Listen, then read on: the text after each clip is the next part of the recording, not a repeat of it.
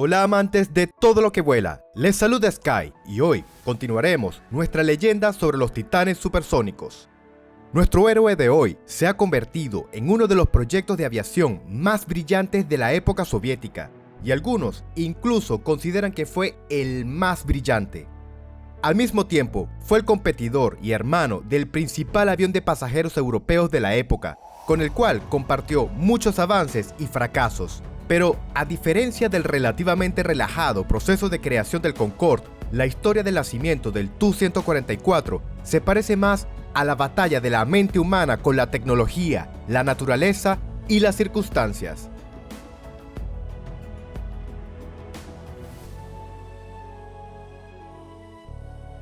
El Tu-144 es un avión de pasajeros supersónico soviético desarrollado por la oficina de diseño de Tupolev en la década de 1960, aunque, dado el número de modificaciones que fueron realizadas durante el proceso de pruebas, podríamos decir que la creación continuó también en la década de 1970. Al realizar su vuelo inaugural en diciembre de 1968, el Tu-144 se convirtió en el primer avión supersónico de pasajeros en realizar un vuelo, abriendo las puertas a esta clase de aviones, cuya vida no ha sido larga, pero definitivamente ha sido brillante. Las ideas de crear un avión supersónico de pasajeros en la URSS en los años 50 eran, esencialmente, solo eso: ideas. Las principales oficinas de diseño estaban metidas de lleno en el desarrollo e introducción de los nuevos aviones militares, incluidos los supersónicos. Mientras tanto, en el sector civil, los recién nacidos aviones a reacción ordinarios se sentían bastante bien. De hecho, el avión supersónico civil no era realmente necesario en la economía. Los estudios fundamentales sobre el tema, realizados en aquella época en el Reino Unido y Francia, no eran más que temas de reflexión para los científicos soviéticos, y la creación de un avión de este tipo se quedó en el plan de «sería interesante hacerlo».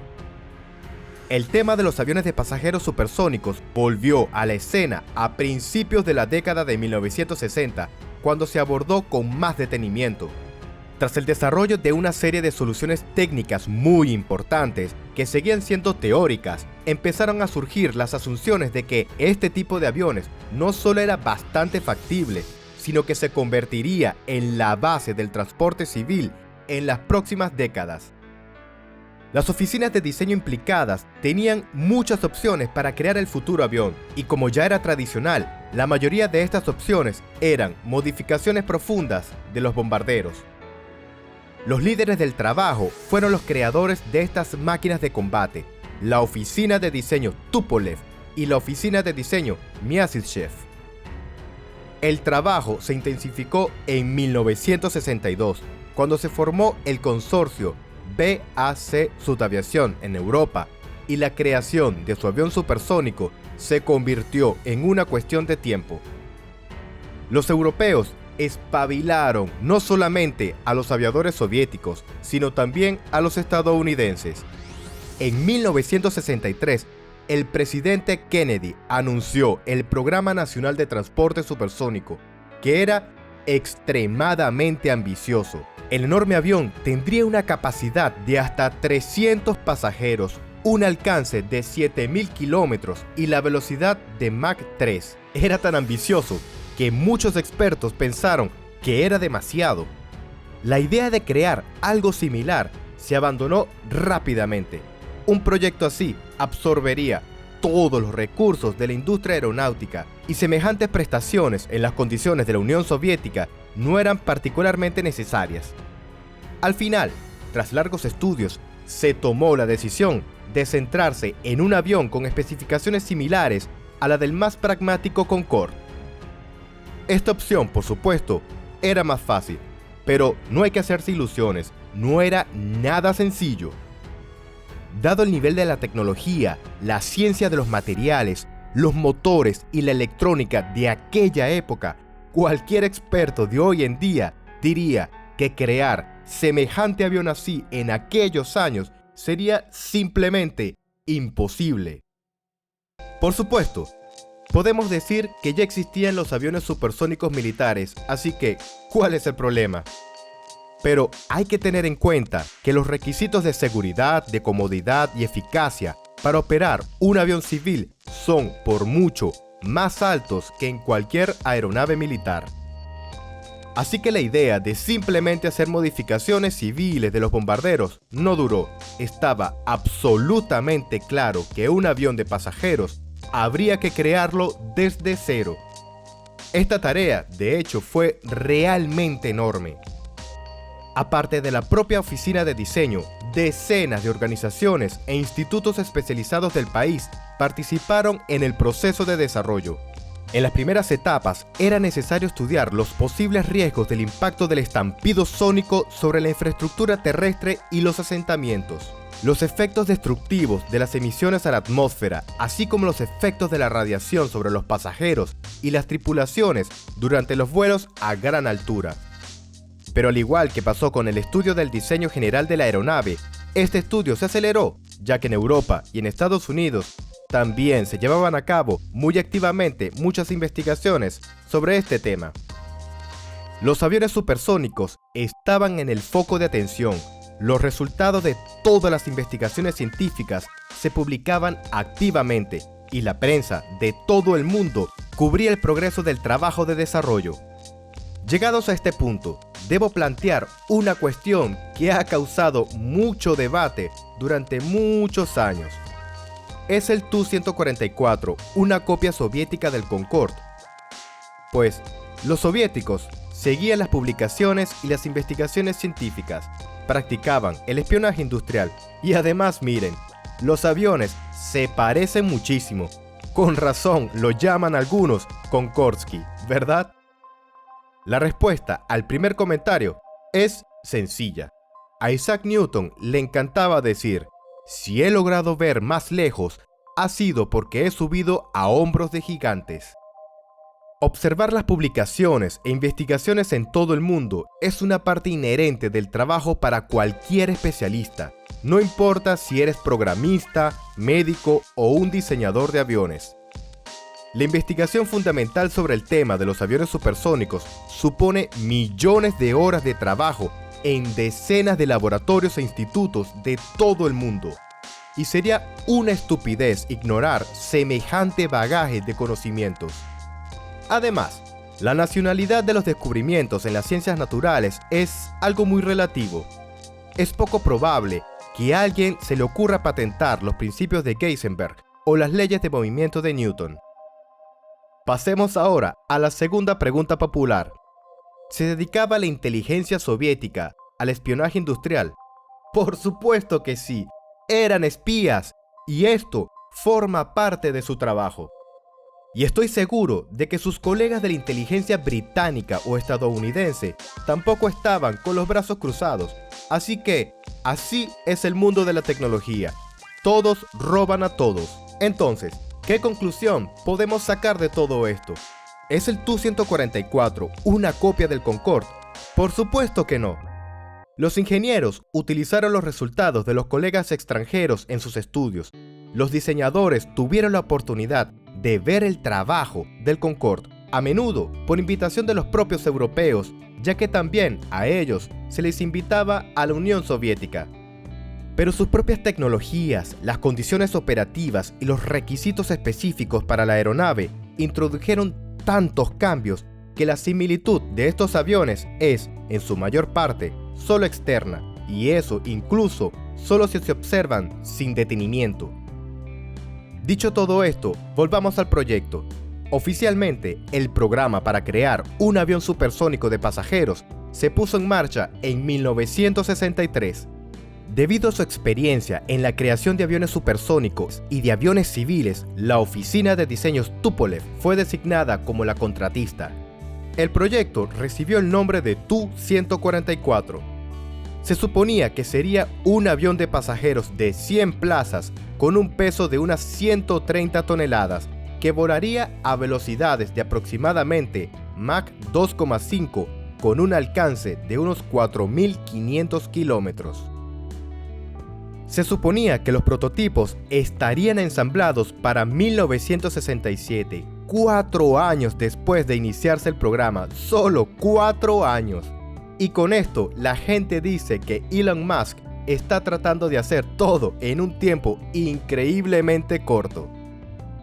El diseño general que se adoptó era similar a los esquemas del Concorde, ya que dicha opción ya tenía una suficiente base de estudios fundamentales y se consideraba óptima. Sobre la base de este esquema se tantearon muchas opciones, algunas con canards y otras con un empenaje completo. Respecto a esto, hubo mucha controversia, pues por un lado, la presencia de elementos adicionales en el fuselaje empeoraba la calidad aerodinámica del avión a velocidades supersónicas y lo óptimo era abandonarlos. Por otro lado, sin canards ni elementos de cola, sería difícil controlar la aeronave y a bajas velocidades esto podría convertirse en un grave problema. Sin embargo, se decidió hacer el fuselaje tan limpio como era posible para aumentar la eficiencia del vuelo a una velocidad de crucero supersónica. El avión se quedó sin cola y con un gran ala ojival. Uno de los factores importantes que influyeron en gran medida en el diseño de la aeronave fueron las condiciones operativas más severas. El Concorde fue creado como buque insignia de las flotas de las aerolíneas y debía volar a los aeropuertos más avanzados y mejor equipados del mundo. En cambio, el Tu-144 tendría que convertirse en el futuro burro de carga, y aunque sus requisitos de infraestructura eran elevados, se suponía que sería mucho menos exigente que su primo europeo. Los ingenieros tuvieron que tener esto en cuenta en todas las etapas, incluida la etapa de creación del ala. Se necesitaban menores velocidades de despegue y aterrizaje, lo que significaba una mayor fuerza de sustentación, y esto, en primer lugar, requería un mayor área del ala y un diseño ligeramente diferente. Al mismo tiempo, los creadores del avión querían matar 2 pájaros de un solo tiro. Pues, por un lado, al hacer un ala más grande, querían mejorar el rendimiento en el despegue y el aterrizaje, y por otro, para compensar el aumento de la resistencia aerodinámica, buscaban incrementar la altitud de vuelo de crucero y así reducir los efectos nocivos del estampido sónico. Este plan se hizo realidad. El Tu-144 debía volar a altitudes de unos 20 kilómetros, un récord para cualquier avión comercial. Incluso el Concorde volaba a unos 2 kilómetros más abajo. Hubo bastantes variaciones del diseño del ala y se probaron activamente en túneles de viento, así como en laboratorios voladores especiales que eran los cazas MiG-21 modificados con un ala de este tipo. Pero el principal reto en la creación del avión era su planta motriz. La oficina de diseño Kuznetsov tenía que crearla sobre la base de los motores NK-8, que con el tiempo se hicieron populares en la aviación civil soviética, así como del NK-6, el primer motor turbofán soviético con una cámara de postcombustión. Todos los desarrollos y tecnologías existentes se destinaron a crear el nuevo motor, el NK-144, que debía dar suficiente empuje, vida útil y eficiencia de combustible. Tengo que subrayar que el Tu-144 fue el único proyecto civil supersónico que debía recibir motores turbofán. El Concorde y el Boeing 2707 recibieron motores turborreactores, que era una solución mucho más clásica para aquella época. Los ingenieros soviéticos optaron por un motor turbofán porque este tipo de motores funcionan en modos mucho menos agresivos desde el punto de vista térmico, lo que debía tener un efecto positivo tanto en su vida útil como en el consumo. La idea era acertada, pues ahora casi todos los motores de la aviación comercial moderna son de este tipo. La planta motriz del futuro Tu-144 incluía 4 motores NK-144, situados uno al lado del otro bajo el fuselaje. Las tomas de aire automatizadas e individuales estaban agrupadas en 2 parejas y eran bastante largas, lo cual era un requisito de los motores turbofanes que operan a velocidades supersónicas. De allí el enorme tamaño de las góndolas de los motores. Una de las características más brillantes del diseño del Tu-144, así como, de hecho, de muchos otros aviones soviéticos, fue el tren de aterrizaje. Las condiciones de aterrizaje en pistas menos preparadas de longitud estándar significaban que el tren de aterrizaje tendría que tener unas patas muy potentes y un sistema de frenado avanzado, y los tenía. Las patas principales tenían 12 ruedas pequeñas en 3 filas que sostenían el peso del avión y lo distribuían de forma mucho más uniforme sobre la superficie de la pista. Además, unas patas largas como las del Concorde en condiciones severas aumentarían significativamente el riesgo de fallo bajo las elevadas cargas transversales. Para evitarlo, los soportes se hicieron más cortos. Como resultado, mientras que el Concorde parecía una garza con patas largas, el Tu-144 acabó pareciendo más achaparrado. Una vez más, teniendo en cuenta las condiciones operativas de los aeropuertos convencionales, la aeronave estaba equipada con una unidad de potencia auxiliar para compensar la posible falta de sistemas de apoyo en tierra. La sección del morro tiene una forma de cono afilado, pero para que la tripulación pueda ejercer un control visual, se hizo reclinable. Se bajaba 11 grados durante el despegue y 17 grados durante el aterrizaje. Pero era un poco diferente al sistema empleado en el Concorde. Carecía de un mecanismo que retirara el acristalamiento frontal adicional.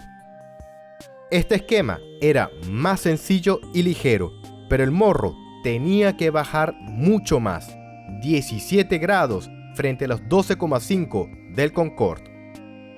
El avión recibió la aviónica más avanzada que la industria soviética podía crear. Muchos sistemas fueron profundamente automatizados. Muchas de las funciones del piloto automático fueron implementadas por primera vez y la electrónica incluso hizo posible automatizar el aterrizaje de día y de noche. La cabina de los pilotos estaba diseñada para una tripulación de 4, 2 pilotos, un ingeniero de vuelo y un navegante. Hubo planes de reducir con el tiempo la tripulación a 3 personas, pero el nivel de los sistemas automáticos aún no estaba a la altura para eso. El montaje de los prototipos comenzó en 1965 y duró varios años. Y finalmente, en la víspera de Año Nuevo, el 31 de diciembre de 1968, el prototipo 044 realizó su primer vuelo de prueba. El avión voló durante 37 minutos, acompañado por uno de los laboratorios voladores MiG-21 con un ala similar. Así, el Tu-144 se convirtió oficialmente en el primer avión supersónico de pasajeros del mundo en realizar un vuelo, pues el Concorde despegó 2 meses más tarde. El 5 de junio de 1969, el prototipo alcanzó una altitud de 11 kilómetros y rompió por primera vez la barrera del sonido, convirtiéndose sorprendentemente en el segundo avión comercial en hacerlo. Para muchos, esto será una gran sorpresa, pero el primer avión de pasajeros en romper la barrera del sonido fue, de hecho, el Douglas DC-8. Allá por 1961, al realizar pruebas de vuelo a máxima velocidad, entró en un picado controlado y alcanzó una velocidad ligeramente superior a Mach 1. En un gran avión de pasajeros de diseño clásico, y esto fue después de que el prototipo del Boeing 707 hiciera un tonel. Pues bien, si los pilotos de prueba modernos son profesionales y en los años 70 y 80 eran unos tipos valientes, en el auge de la era de la aviación a reacción eran unos auténticos psicópatas. Así pues, volvamos a los supersónicos, concebidos originalmente como tales. En 1971, el Tu-144 se presentó por primera vez al público extranjero en el Salón Aeronáutico de París y allí conoció a su hermano europeo, el Concorde. Sin embargo, entre los muros de la oficina de diseño no todo iba tan bien. En aquel momento, el objetivo de ser los primeros en fabricar el avión chocó con el trabajo para hacerlo más eficiente. El prototipo era muy crudo y aunque demostró que el Tu-144 era un verdadero avión supersónico, también demostró que aún quedaba mucho trabajo por hacer. Las pruebas de vuelo revelaron muchos problemas con la planta motriz. Además, el rendimiento a baja velocidad no era nada bueno. Era muy difícil aterrizar el avión. Como resultado, se inició un trabajo de mejora muy serio, y no se trataba de modificaciones menores. En su mayoría, se trataba a cambios a gran escala. La primera en recibir el ajuste fue la planta motriz. El esquema del paquete no se justificaba. Al estar uno al lado del otro, los motores tenían una refrigeración deficiente, lo que provocaba un calentamiento excesivo no solo de los motores, sino también en toda la sección de cola. Además, su proximidad al fuselaje provocaba fuertes vibraciones que se transmitían a la cabina. A pesar de ser prometedor, el diseño del motor turbofán tenía algunas desventajas. La principal tenía que ver con la velocidad de crucero supersónica. El avión tenía que mantener constantemente activa la postcombustión, lo que aumentaba el nivel de ruido, y el consumo de combustible era totalmente disparatado. Era casi el doble que la del Concorde, 38 toneladas por hora contra las 22 toneladas del europeo. Se trataba de unos retos de ingeniería bastante duros, y los diseñadores tenían que trabajar en ellos en paralelo. Los problemas de vibraciones y sobrecalentamiento se resolvieron de una forma bastante costosa, pero fue la más lógica. El esquema de paquetes fue abandonado a favor de una disposición por parejas en dos góndolas ligeramente separadas. El problema del consumo de combustible era mucho más difícil de solucionar. De hecho, el problema ni siquiera era la economía y el coste del combustible. La capacidad de los depósitos de los aviones no era infinita, y con este nivel de consumo, la autonomía apenas alcanzaba los 3.000 kilómetros. En el proceso de modernización, los depósitos se hicieron mucho más grandes. Sin embargo, esto no fue suficiente. Los motores se actualizaron a la versión NK144A. Esto mejoró el rendimiento, pero seguían sin ser la respuesta. El NK144A desarrollaba el empuje máximo hasta 178 kN, que era un poco más que el Olympus de los Concorde, pero si la postcombustión, el empuje era de solo 147 kN, lo que no permitía al avión realizar un vuelo de crucero supersónico económico. La solución era una de las más difíciles: fabricar otro motor. Ya en la fase de vuelos de prueba en 1969, se decidió comenzar el desarrollo de un motor turborreactor clásico, que se convirtió en el RD-36. En la lucha por reducir la distancia de aterrizaje, se planeó dotar a los motores de un sistema de empuje inverso, pero un gran número de problemas más graves impidieron a los diseñadores resolver esta cuestión. El empuje inverso no se implementó y el avión utilizaba un paracaídas de frenado en el aterrizaje. El problema del vuelo a baja velocidad era que hacían falta unos ángulos de ataque muy grandes. Por supuesto, se podría decir que es un avión supersónico, y esta es su particularidad. El problema radicaba en el tren de aterrizaje. El Concorde era muy exigente con la calidad de la pista, pero tenía unas patas muy altas, lo que le permitía despegar y aterrizar con ángulos de ataque decentes. Pero el Tu-144 tenía unas patas más cortas para cumplir con los requisitos de los vuelos a los aeropuertos convencionales. Era eficaz, pero requería ángulos de ataque mínimos, y en cada despegue y aterrizaje, el avión corría el riesgo de arar la pista con su cola. Para solucionar este problema, se le añadió uno de los elementos más reconocibles del pájaro soviético: los canards retráctiles delanteros. Estas estrechas y largas orejas detrás de la cabina, también conocidas como los canards bigotes, se retraen durante el vuelo de crucero, proporcionando una buena cualidad aerodinámica del fuselaje, y a bajas velocidades se despliegan para mejorar el control de vuelo y generar una sustentación adicional. Este esquema complicó el diseño, pero sin embargo, se convirtió en una solución del problema del vuelo a baja velocidad. El tren de aterrizaje, por cierto, también fue modernizado. se hizo un poco más alto, ya que las patas principales se trasladaron desde el ala a unos compartimientos especiales bajo las góndolas de los motores. Al mismo tiempo, el número de ruedas fue reducido de 12 a 8. Teniendo en cuenta que el avión había crecido en tamaño y su peso había aumentado a 190 toneladas, se decidió ampliar también el fuselaje. El fuselaje, que en la sección transversal era redondo, resultó ser bastante grande. Medía 3,3 metros de ancho, lo cual eran 40 centímetros más que el Concorde. Este espacio fue de gran utilidad. En la configuración básica, el interior tenía 5 asientos en fila según el esquema 3+2. Esta disposición se conservó en el futuro y, al estirar el fuselaje, la capacidad aumentó primero de 98 a 120 y más tarde a 150 pasajeros. Pero un fuselaje más ancho también tenía la desventaja de una mayor resistencia aerodinámica. Entre otras cosas, a velocidades superiores a los 2.200 km por hora con los postquemadores activados, el nivel de ruido dentro de la cabina era muy alto. Los aviones de preproducción comenzaron a volar ya en 1971 y para 1972 los primeros aviones de serie empezaron a salir de la fábrica de aviones de Voronezh.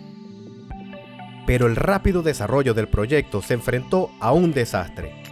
Durante un vuelo de demostración en el Salón Aeronáutico de París en 1973, el avión se estrelló. Fue un golpe no solo para el proyecto y la reputación del Tu-144, sino también para el Concorde y todo el concepto de los vuelos supersónicos. Y mientras algunos expertos de la industria culparon del accidente a la mala organización de los vuelos en el evento, a una historia turbia con un caza francés, a un error de la tripulación o a defectos en el diseño del avión soviético, otros sugirieron que los aviones supersónicos son difíciles de controlar, poco fiables y peligrosos para viajar en general. Todo esto, junto con los problemas no resueltos del alto consumo de combustible, la contaminación atmosférica y los estampidos sónicos, tuvo un efecto negativo en la promoción de estos aviones. Y, a pesar de que los aviones de serie ya habían iniciado sus vuelos, estos estaban muy restringidos y en lugar de personas se transportaba carga y correo. Sin embargo, cuando en 1976 los Concorde empezaron a entregarse a las compañías aéreas e iniciaron los vuelos comerciales, se aceleraron los trabajos para lanzar la operación comercial de los Tu-144. Por fin, los vuelos de pasajeros en el Tu-144 comenzaron a finales de 1977. Las rutas de Moscú a Almaty, a una distancia de unos 3.300 kilómetros, se realizaban una vez a la semana, también con un montón de restricciones. El avión volaba a altitudes de entre 16 y 17 kilómetros a una velocidad un poco inferior a Mach 2, con una media de 80 pasajeros. El precio del billete era de unos 80 rublos o unos $100 en aquel entonces.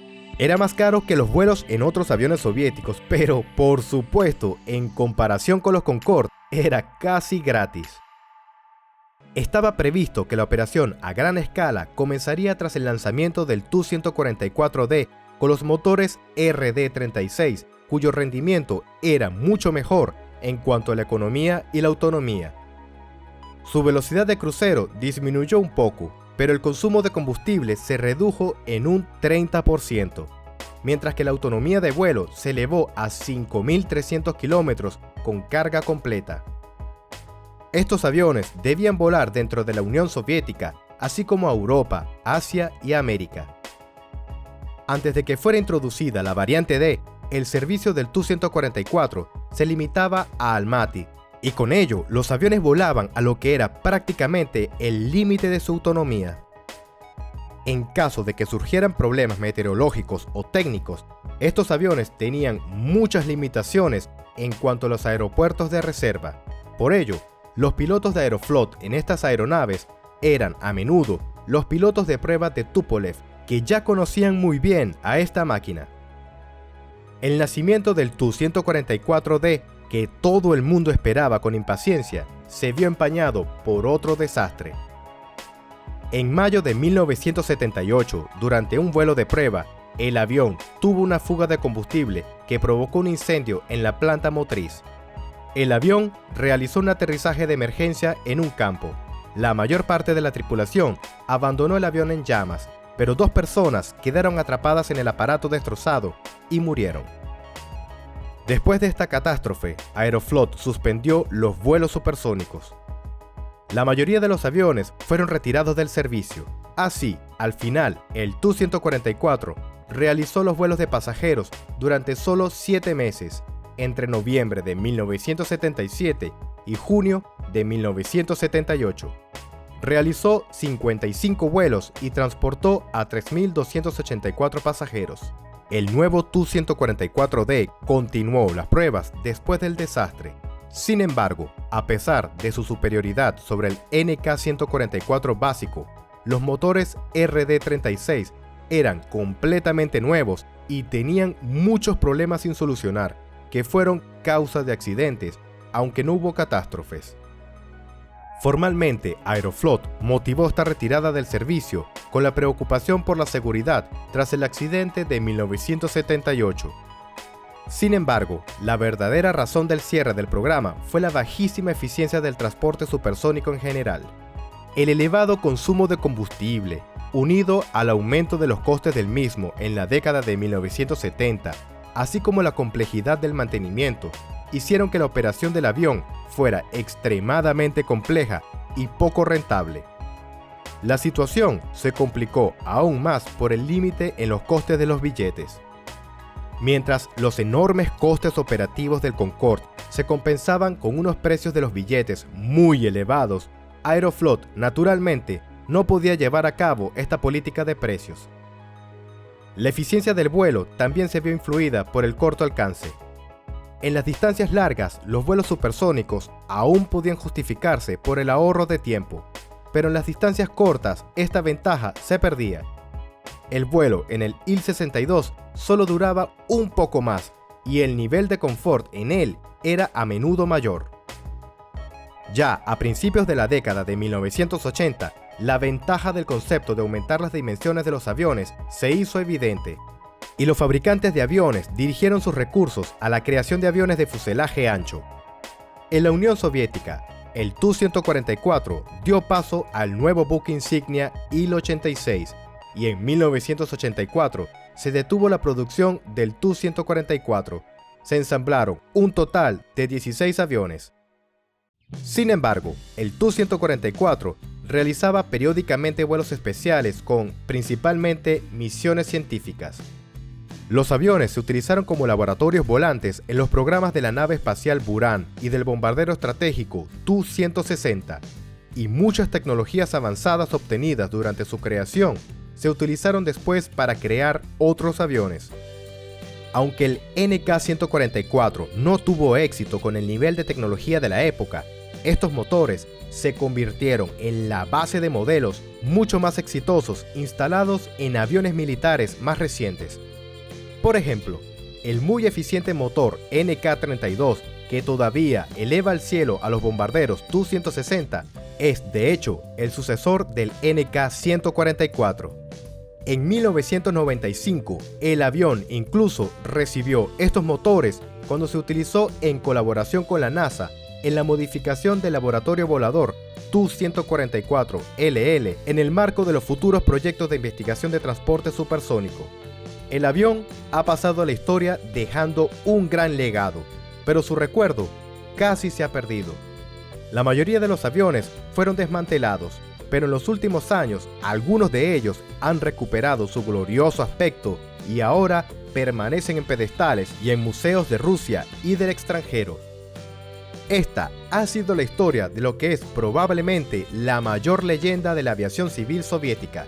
Espero que les haya gustado y nos veremos la próxima semana con lo que tendría que ser la respuesta de Estados Unidos al Concorde y el Tu-144, el Boeing 2707. Les deseo vuelos rápidos y aterrizajes suaves para todos.